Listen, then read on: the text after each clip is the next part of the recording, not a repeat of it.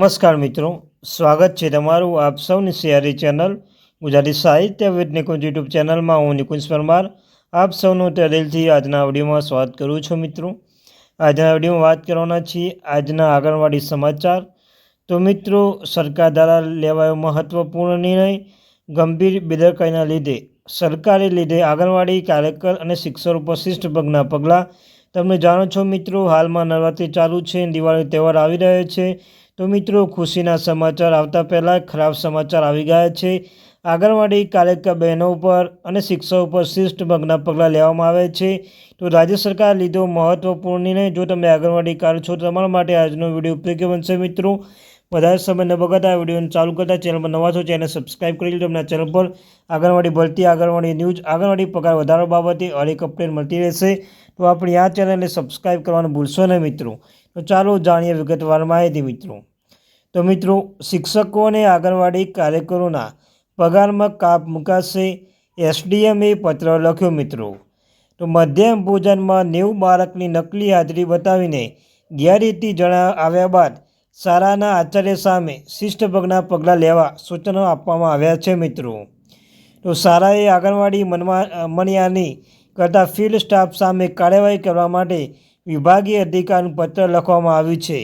આ કાર્યવાહી મગજવન એસડીએમ મહિપાલસિંહ ગુજ્જર દ્વારા કરવામાં આવી છે. મિત્રો, ત્યારબાદ શિક્ષકો અને આંગણવાડી કાર્યકરોના પગારમાં કાપ મૂકવા અને સૂચનો આપવામાં આવ્યા છે.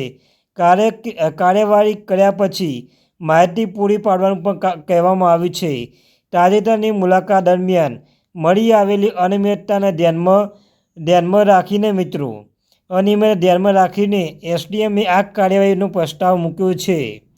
ત્યારબાદ શિસ્તભંગના પગલાં લેવા માટે સૂચનો આપ્યા છે. મિત્રો, સરકારી માધ્યમિક શાળા પટોળીના પ્રાથમિક શિક્ષક સીતારામ વિશ્વકર્મા સામે કામ નહીં પગારના આધારે નોટિસ વિના ગેરહાજર રહેવા બદલ કાર્યવાહી કરવાની સર્વિસ બુકમાં એન્ટ્રી કરવા માટે એસડીએમ મજગવાને ડીઈઓ સતનાને પત્ર લખ્યો છે.